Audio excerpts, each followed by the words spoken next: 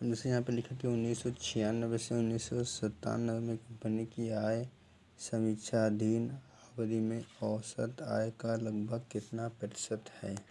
मतलब ये पूछ रहा है कि 1996 से 1997, 1996 से 97 में कितना, 43-20। मतलब जो पूछ रहा है हमको, देखो ऊपर तो मान रखना ही रखना है ना, जिसका पूछता है उसको ऊपर मान रखते हैं। और क्या कह रहा है कि कंपनी की आय समीक्षा अधीन अवधि में औसत आय का लगभग कितना प्रतिशत है। औसत कहने का मतलब इन सबको जोड़कर जितने हैं 1 2 3 4 5 6 7 8 से भाग करेंगे कितना आएगा, 34-80 है ना। हमको निकालता इसका तो इसलिए उसको ऊपर मान रख दिया और ये औसत आय इसका नहीं दिया। हमको क्या निकालना, कंपनी में आय अवधि में औसत आय का लगभग कितना प्रतिशत है, इसलिए गुणे 100 कर दिया तो हमारा आंसर कितना आ गया, 124 पॉइंट। अगर देखिए इस टाइप के क्वेश्चन में अगर पहला क्वेश्चन औसत से रिलेटेड आ जाता तो आपको इस नंबर को याद रखना हो, क्योंकि कहीं ना कहीं ये काम जरूर आएगा, है ना। 125 देखिए, उन वर्षों की संख्या का अनुपात जिसमें एक कंपनी की आय औसत से कम और जिनकी आय औसत से अधिक है। मतलब किसमें निकालना है कि उन वर्षों की संख्या का अनुपात, है ना। उन वर्षों की संख्या मतलब कितने जगह पे या कितने संख्या में, कितने वर्षों में, या कितने जो पोल बने हैं कितने इसमें, है ना। जो कंपनी का औसत आय कितना आया है, कितना का औसत आय यहाँ पे कितना आता है। यहाँ पे देखिए औसत आय 3480 आया था। तो 3480 से देखिए कितने ज़्यादा हैं वर्ष जो दिए कितने, है ना, कितने वर्षों में, मतलब कितनी जगह जो है ज़्यादा है, कितने जगह में। तो अगर देखिए कुल कितने 1 2 कुल 8 हैं, तो अगर इसमें हम कुल ज़्यादा वाले निकाल लें, है ना, तो अगर उससे माइनस कर देंगे तो हमको कम वाले पता चल जाएंगे, है ना। तो 3480 है, तो 3480 से देखिए 5 लोग कम है, कौन, एक ये कम है, ये ज़्यादा है, ये कम है, 2 3480 से 2 और ये कितना हो गया, है ना। 3480 ये 3 हो गया, और कौन हो गया, ये देखिए 4। तो 4 लोग कम हैं, 4 और 1 5। या देखिए 50-40 से 43-20 है, और ये 37-20 है। ये 3 ही लोग केवल 34 से ज़्यादा हैं, और बचे 31-20, 2 3 4 5, ये 5 लोग कम है ना। तो हमको निकालना कितने वर्षों में, है ना। हमको क्या निकालना कि उन वर्षों की संख्या का अनुपात जिसमें एक कंपनी की आय औसत आय से कम और जिनकी आय औसत से अधिक है। तो 5 की कम है, 3 तो अनुपात क्या है, 5:3 आ गया। 1997 से 98 में कंपनी की आय 1994 से 1995 से कितनी गुनी थी। देखिए हमसे क्या पूछा, 1997 से 1998 कंपनी की आय, मतलब इसमें कितनी है, 50-40 है ना। तो 1997 से 1998 में आय कंपनी की आय 1994 1995 आय की कितने गुनी थी। तो 50-40 बटे में क्या कर देंगे, 33-60। देखिए जब भी कितने गुनी ज़्यादा थी तो ऐसे ही बता दिया आपको। 1997 से 98 कंपनी की आय 1994 में कितनी गुनी थी, तो बटा कर देंगे, है ना। और भाग करें तो 1.5 गुनी थी। जैसे लिखा 1997 से 1998 कंपनी की आय 1993 से 94 की तुलना में कितने प्रतिशत ज़्यादा है। इस बार देखिए हमको देखना है कि 1997 से 1998 में कंपनी की आय 1993 से 1994 की कितने ज़्यादा है ना, कितना परसेंटेज ज़्यादा है। तो इसकी कितनी है, ये देखिए 1950-40 है, इसमें कितनी है, 25-20 है। तो यहाँ पे क्या निकालना था कि 1997 से 98 में कितने परसेंट ज़्यादा है ना। 1997-98 की जो ये आय है ये इससे 25-20 से, या 1993-94 से कितना ज़्यादा है। तो कितना ज़्यादा है, मैंने इसको माइनस कर दिया, कितना के 25-20। हमको कहाँ से देखना है, यहाँ से देखना है, इसलिए बटे में कर दिया, गुणे में 100 कितना का 100% आ गया। 1994-95 में 1994-95 से 1995-96 तक कंपनी की आय में लगभग कितने परसेंट गिरावट क्या थी। यहाँ पे कह रहा है कि 1994-95 से 1995-96 में कितने परसेंट की गिरावट थी। तो ये देखिए, है ना, 1994-95 ले लिया, 1995-96 कितने परसेंट गिरावट थी, है ना। तो ये 33-60 से 31-20 माइनस कर दिया, कितना का 240। 240 कहाँ से कम हुआ है, तो यहाँ से 33-60 से कम हुआ है ना। 33-60 से कम हुआ है, या जहाँ से सी लगा होता है वहीं से उसको बार में लिखते हैं, गुणे में 100 कर दिया, कितना 7% कम हुआ था। तो लिखा है वर्ष 2012 में सोशल साइंस के विभिन्न क्षेत्रों में डिग्री कोर्स के प्रथम वर्ष में प्रवेश लेने वाले छात्रों की संख्या अर्थशास्त्र मनोविज्ञान में छात्रों की कुल संख्या, है ना। इतिहास, राजनीति विज्ञान, समाजशास्त्र में छात्रों की कुल संख्या से कितने प्रतिशत है। मतलब कि अर्थशास्त्र मनोविज्ञान में छात्रों की कुल संख्या, मतलब इनको जोड़ देना है। तो ये देखिए जोड़ दिया 9684। और इतिहास, राजनीति विज्ञान और समाजशास्त्र में छात्रों की कुल संख्या, इनको जोड़ देना है। तो इन्हें कितने कह रहा है कि छात्रों की कुल संख्या की कितने प्रतिशत है।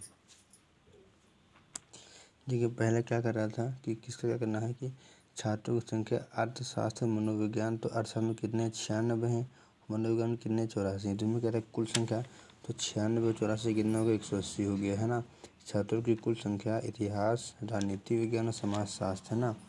तो इतिहास 160 है ना, इतिहास 160, राजनीति विज्ञान 120 हो गया और समाजशास्त्र 125, है ना। तो इनको देखिए हमने जोड़ लिया है। लिखा है कि इस राजनीति विज्ञान समाजशास्त्र में छात्रों की कुल संख्या की कितने प्रतिशत है। तो जिसकी वो कहता है हम हमेशा उसको ऊपर रखते हैं। तो 180 को हमने ऊपर रख दिया, बटे में रख दिया 405 गुणे में 100 कर दिया, हमारा कितना आ गया 44% आ गया। जैसे कि लिखा है, आगे चलते हैं। एक आदमी ने 42 रुपये में कुछ बकरियां खरीद कर देखा कि उस रुपये में एक बकरी और खरीदता तो प्रत्येक बकरी का औसत मूल्य 10 रुपये कम होता, तो उसने कितनी बकरी खरीदी। देखिए एक आदमी ने 42 रुपये में कुछ बकरियां खरीद कर देखा कि उसमें खरीदा, और उसमें अगर नोटिस किया या ध्यान दिया या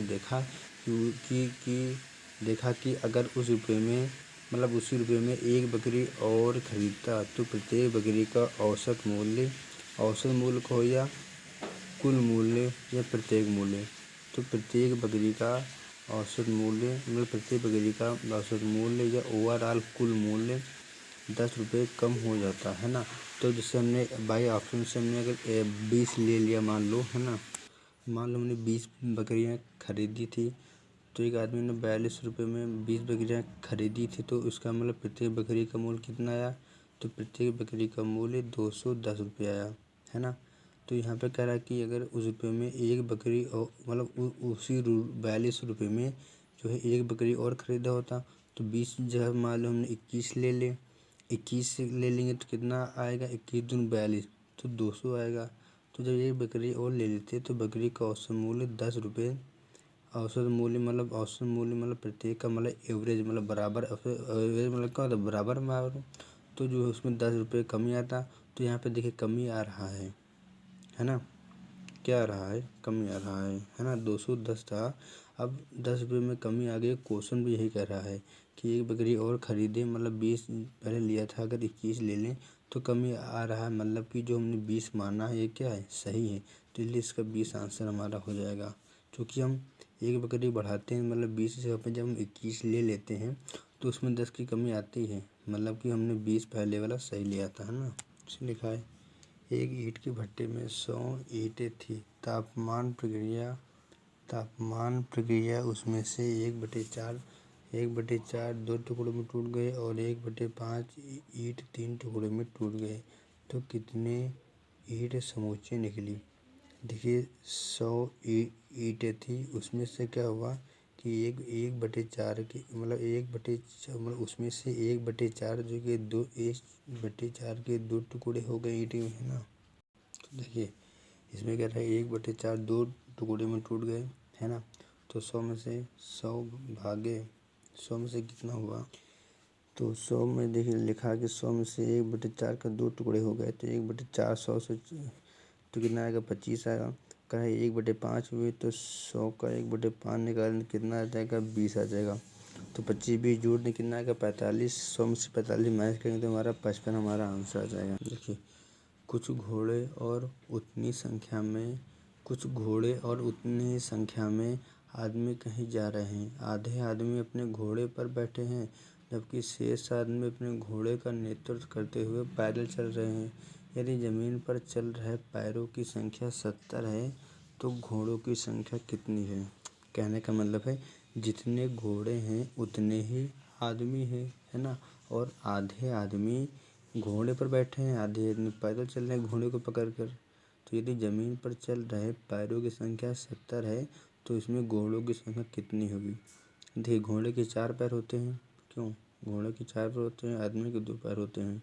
तो अगर इसमें ऑप्शन से उठा लें 10, 12, 14, 16 है तो ऑप्शन से उठाएंगे 14। मान लो 14 है, घोड़ों की संख्या हमको निकालना है, घोड़ों की संख्या तो 14 मान लिया।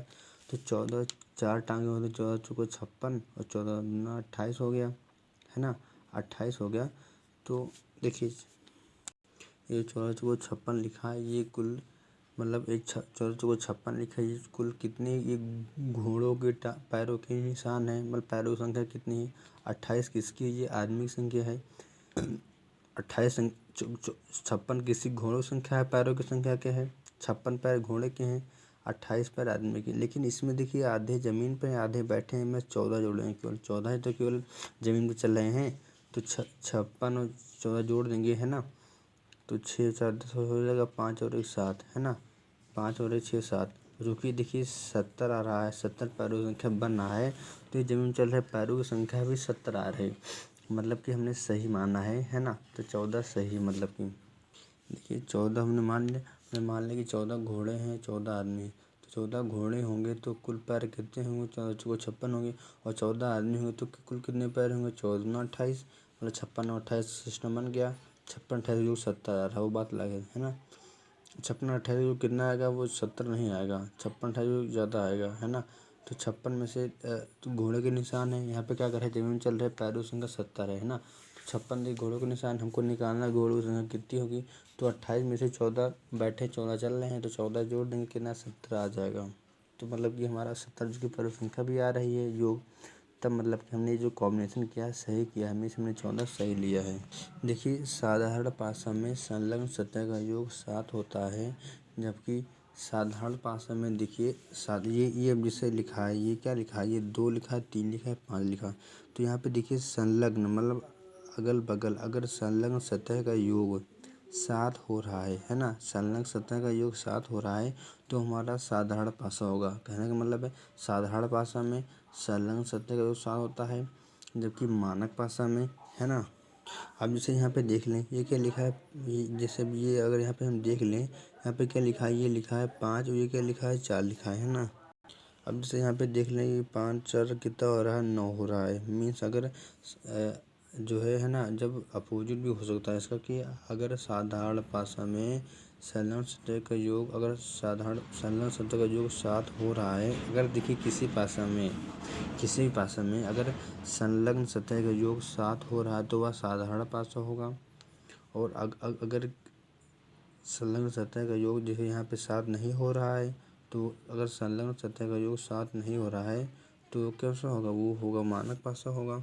क्योंकि देखिए कि साधारण पासा में क्या होता है ना, कि संलग्न सतह का योग जो है, देखिए जैसे लिखा कि संलग्न सतह का योग 7 होता है ना।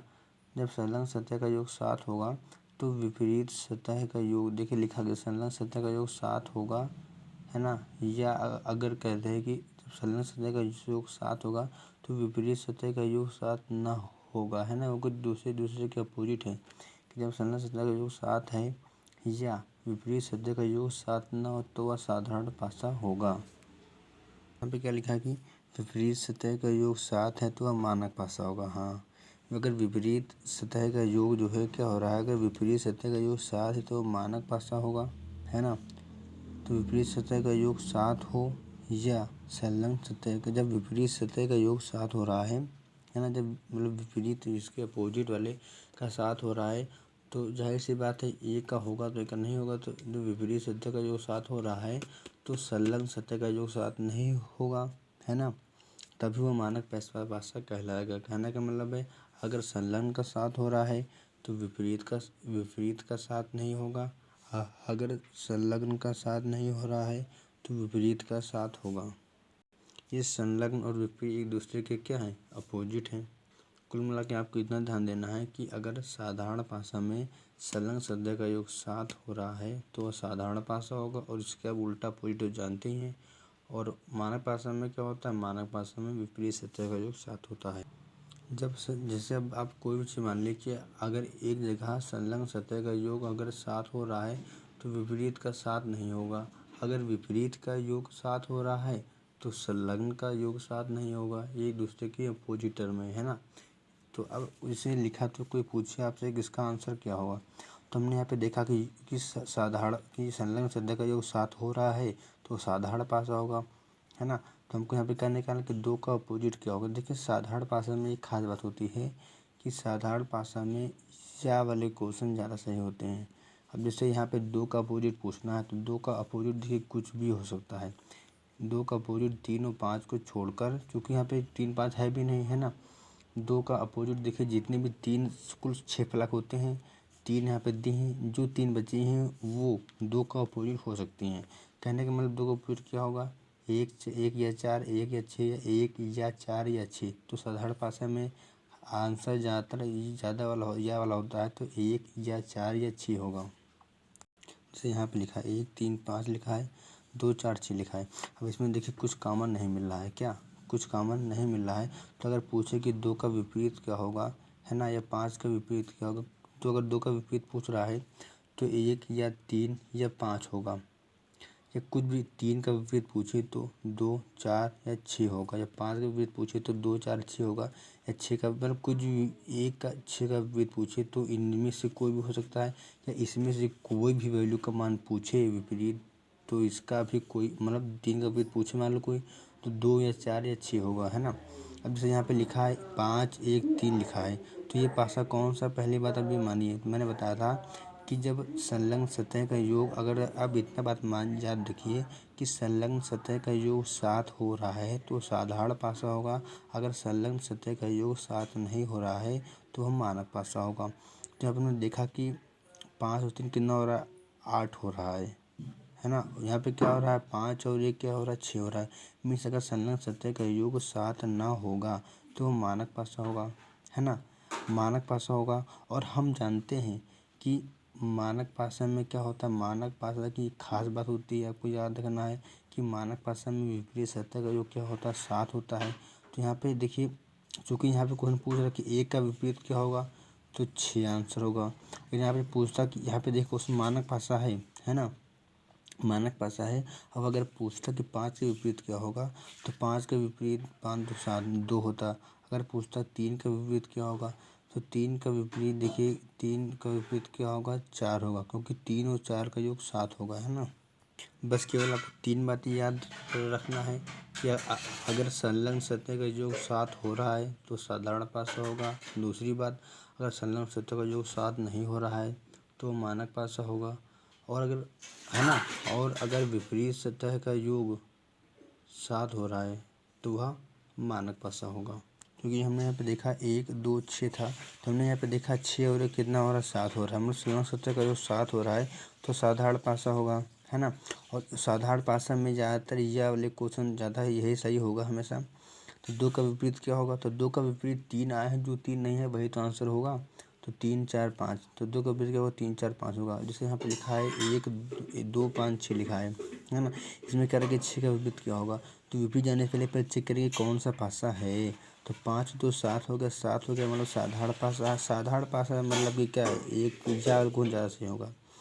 6 का विपरीत क्या होगा, 1 3 या 4, देखिए 1 या 3 4 हो जाएगा। अब जैसे यहाँ पे कह रहा है 3 4 5 में से 4 का विपरीत क्या होगा, है ना। अब जैसे यहाँ पे कह रहा है कि 4 3 7 हो रहा है, साधारण पासा होगा, है ना।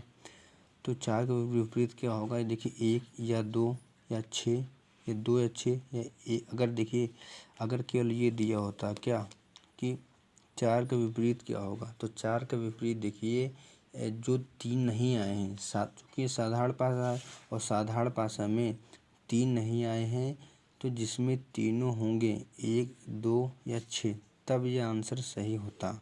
अब जैसे यहाँ पर 2 या 6 लिखा है, 1 या 6 लिखा है, तो अगर 1 भी कम है तो ये सही नहीं होगा। तो हम क्या लगाएंगे, अगर CND दिया तो हम CND लगाएंगे। अगर CND की जगह पे CND ना दिया होता, अगर 1 या 2 या 6 दिया होता तो हम क्या लगाते, तब हम 1 या 2 या 6 लगाते। क्योंकि 1 या 2 6 ऑप्शन में नहीं दिया, ऑप्शन में ये 3 दिए हैं। तो चूँकि 4 का विपरीत पूछा है तो 4 के विपरीत 3 होते हैं ना, तो इसमें 2 ही दिए हैं, इसलिए ये 2 को नहीं लगाएंगे, हमारा ये सही होगा। यहाँ पे देखिए लिखा है 4 5 क्वेश्चन मार्क। देखिए जब कुछ भी ना दिया हो तो हम मानक पासा मानेंगे, मानक पासा मानेंगे, या ऐसे भी हम पता कर सकते हैं कि संलग्न सतह का योग अगर 7 हो रहा है तो साधारण पासा होगा, अगर 7 नहीं हो रहा है, 7 से कम हो रहा है, ज़्यादा हो रहा है तो मानक पासा होगा। तुमने देखा कि 5 और 9 है, तो वैसे भी मानक पासा हो रहा है। लेकिन मैंने बताया आपको ऑथेंटिक जानकारी कि अगर कुछ नहीं दिया तो उसको मानक पासा मानेंगे। मानक पासा मानेंगे तो हम जानते हैं मानक पासा की खास बात की विपरीत सत्य का योग 7 होगा, है ना। विपरीत सत्य का योग 7 होगा, क्योंकि यहाँ पे क्वेश्चन मार्क है तो इसलिए दो अपोजिट साथ में आ नहीं सकते, तो इसलिए 5 का 2 नहीं का योग 7 हो रहा है ना। अपोजिट दोनों साथ में आ नहीं सकते तो इसलिए 2 नहीं आए। 4 का अपोजिट 3 होता है ना। 4 3 7, 4 3 7 इसलिए 3 नहीं आ सकता, है ना। 5 लिखा इसलिए 5 ऑलरेडी यहाँ पे लिखा नहीं आ सकता। अब बच्चा एक इसलिए एक क्या है तो इसका आंसर हो गया। क्योंकि यहाँ पे ऑप्शन में देखिए 2 या 3 या 5 या दिया था, किसमें ए बी सी डी में से कौन से हो तो मानक पासा मान लिए थे। और अगर इसमें अगर ऑप्शन में अगर ये दिया होता तो हम इसको साधारण पासा मानते हैं, है ना। तो हम साधारण पासा मानते हैं, क्योंकि ऑप्शन ये दिया था तो इसलिए हम इसको मानक पासा मान लिया था। अगर ऑप्शन ये दिया होता तो हम साधारण पासा मानते इसको। क्योंकि यहाँ पे देखिए संलग्न शब्द का योग 6 2 8 हो रहा है, मतलब 7 नहीं हो रहा है, कम में ज़्यादा हो रहा है, तो ये मानक पासा होगा। मानक पासा में देखिए यहाँ पे 4 ऑप्शन कौन, 2 का मानक पासा है तो मानक पासा में विपरीत सत्य का योग 7 होता है। तो जिनका 7 होगा 2 से 5 2 7 तो इसको नहीं लेंगे, क्योंकि विपरीत सतह एक साथ सतह पर नहीं आ सकती, इसलिए 2 5 नहीं होगा। 6 लिखा है तो 6 1 7 इसलिए एक ये नहीं होगा, है ना। अभी 2 लिखा है तो 2 लिखा 2 नहीं होगा। लिखा 4 3 तो 4 3 यहाँ पे हो सकता है ना, क्योंकि 2 और 4 6 होता है ना। और 6 और 3 9 होता है, तभी ये सही हो गया समझना। क्योंकि यहाँ पे लिखा है देखिए 4 3 क्वेश्चन मार्क है। अब यहाँ पे देखिए संलग्न सत्य का योग क्या हो रहा है 7 हो रहा है ना। संलग्न सत्य का योग 7 हो रहा है तो साधारण पासा होगा, और साधारण पासा में हमेशा ज़्यादा वाला या वाला ही सही रहता है ना। अब चूँकि यहाँ पे देखिए क्योंकि यहाँ पे देखिए अब कोई भी आ सकता है मान, है ना। 1 या 2 या 5 या 1 या 2 या 5 6। तो यहाँ पे देखिए 2 वो मान दिए हैं, 6 प्लस होते हैं 4 मान बचे, तो चारों मान जिसमें होंगे वही तो आंसर होगा, तो इसलिए हमारा 4 ही सही हो गया।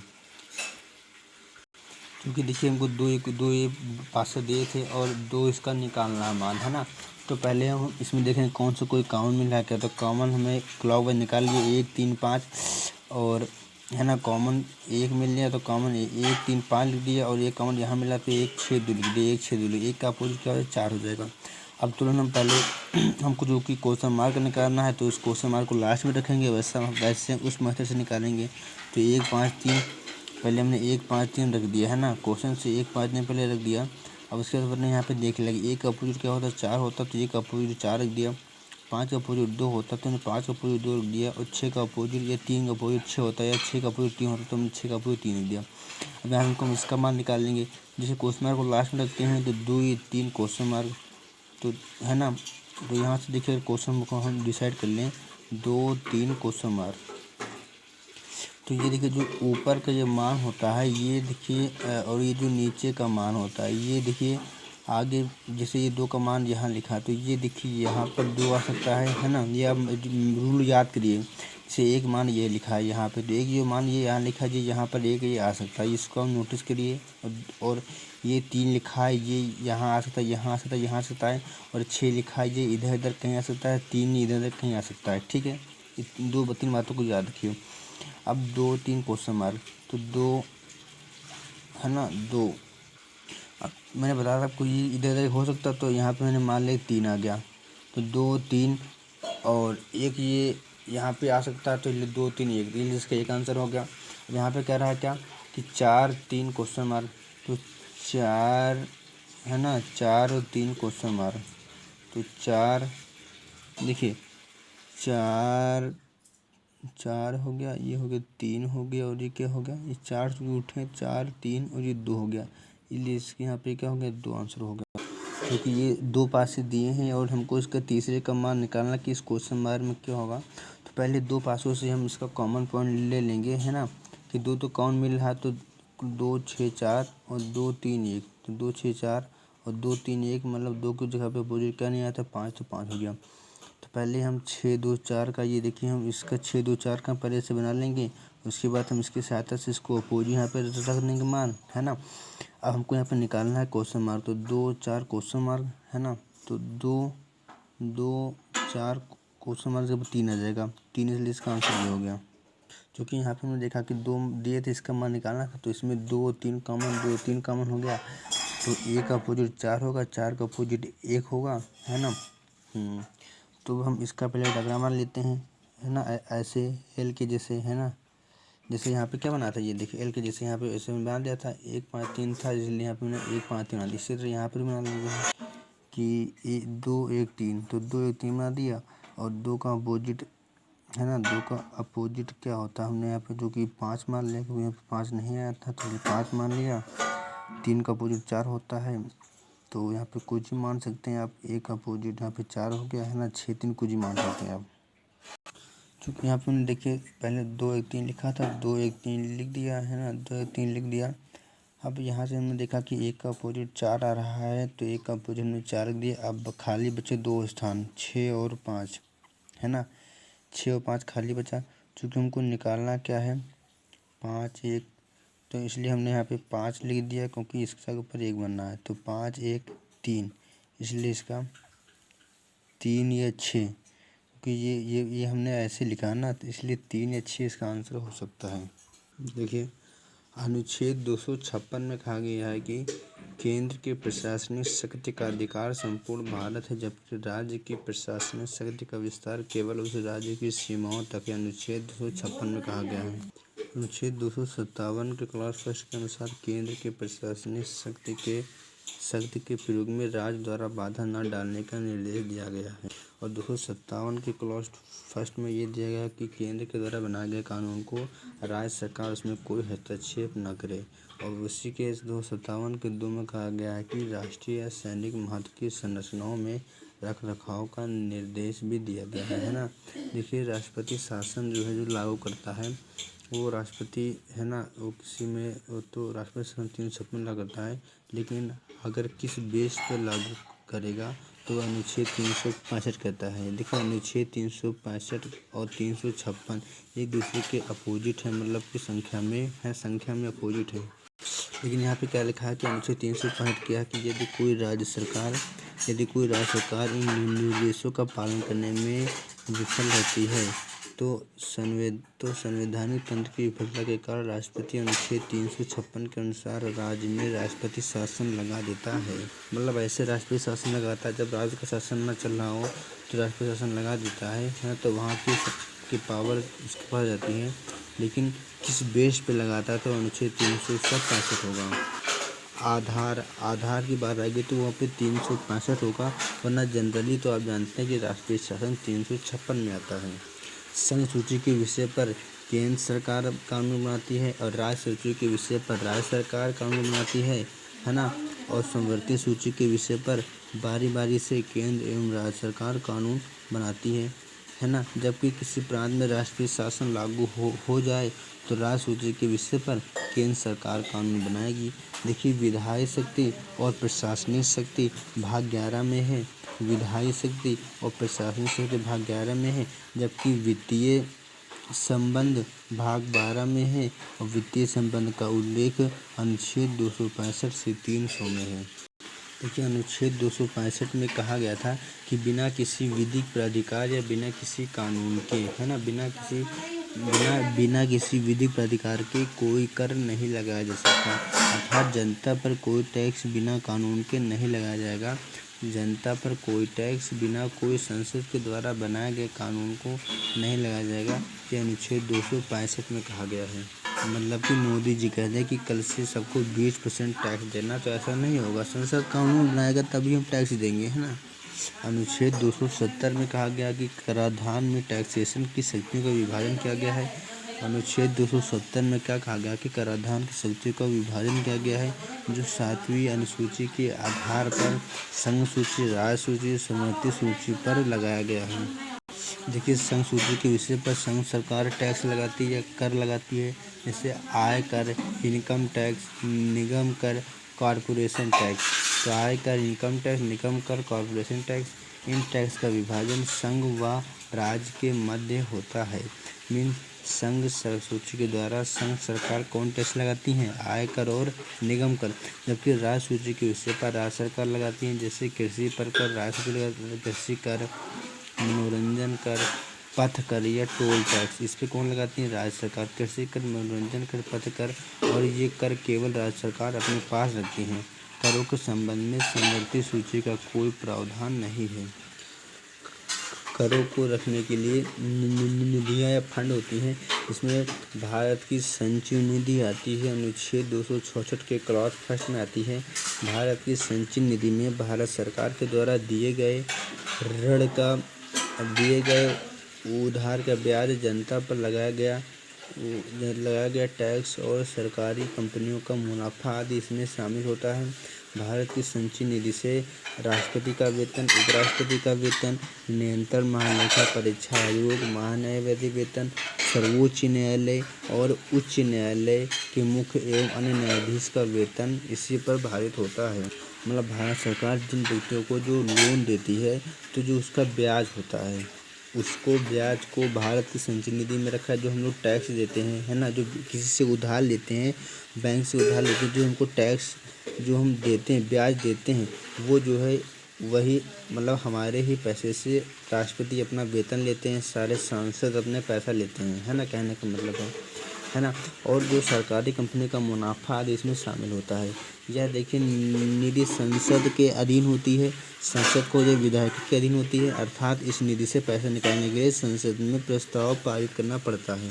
देखिए लोक लेखा निधि जो होती है वो पब्लिक अकाउंट फंड होती है। लोक लेखा निधि मतलब पब्लिक अकाउंट फंड, मतलब कि जिससे आप नौकरी करते हैं तो इसमें जो पीएफ करता है वो मतलब एक तरीके से हमको रिटायरमेंट होने पर कर्मचारी भविष्य निधि के रूप में EFPO के रूप में पैसा मिलता है। तो लोक लेखा निधि का उल्लेख 266 के फर्स्ट में क्या है, संचयी निधि है, तो 266 के 2 में क्या है, लोक लेखा निधि है। लोक लेखा निधि में विनियमित धरोहर के रूप में जनता का पैसा रखा जाता है, जैसे कर्मचारी भविष्य निधि आयोग, है ना।